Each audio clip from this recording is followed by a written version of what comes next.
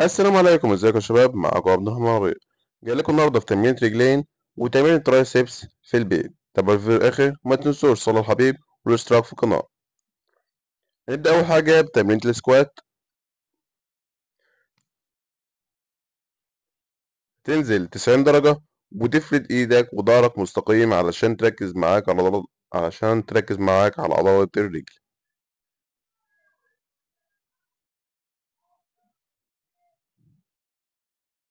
تاني شكل في تمرينة السكوات.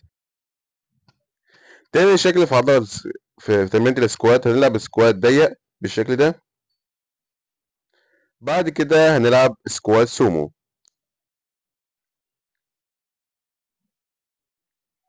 الشكل ده غلط، مينفعش حد يلعبه. الشكل ده صح. هنجيب في التمرين ده 12 عدة 3 مجاميع، وأهم حاجة وأنت بتنزل تنزل 90 درجة وتفرد ظهرك وأنت نازل عشان العضلة تستفيد معاك. بعد كده هنلعب جامب سكوات.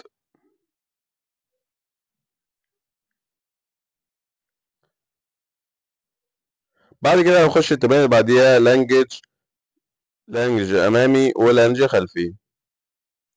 بعد كده هنلعب لانج مع جامب بالشكل ده عشان تركز معاك في عضلة الرجلين الأمامي والخلفي. تالت تمرين معانا تمرينة البريدج، وده بيشغل معاك عضلات الرجلين الخلفي وعضلات البطن. أهم حاجة وأنت بتنزل وأنت بتلعب تلعبها على أي حاجة عالية، عندك كرسي أو أي حاجة عالية تلعبها بالشكل ده. هتلعب من التمرين ده 12 عدة 3 مجاميع. بعد كده هنخش في تاني شكل في تمرينة الترايسبس. لو عندك دمبل أو عندك أي وزن هتلعب بالشكل ده. أهم حاجة وأنت بتلعب كوعك ثابت وتنزل وتطلع بالشكل ده.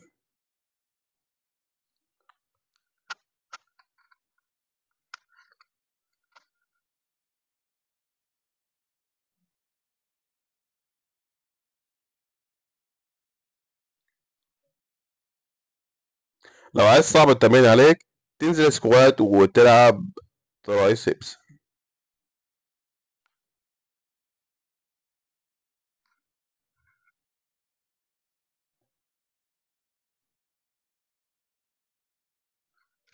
بعد كده هنخش تمرين طعنة. تنزل ظهرك مستقيم وتفرد دراعك. ترايسبس بس اللي شغالة مش كتفك، عشان لو كتفك اللي شغال ممكن يجيلك إصابة وكتفك يتصاب.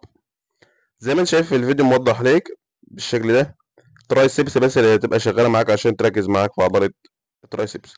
بعد كده هتلعب على كرسي بالشكل ده، تنزل وتطلع. هتركز معاك على عضلة الترايسبس في الغطس.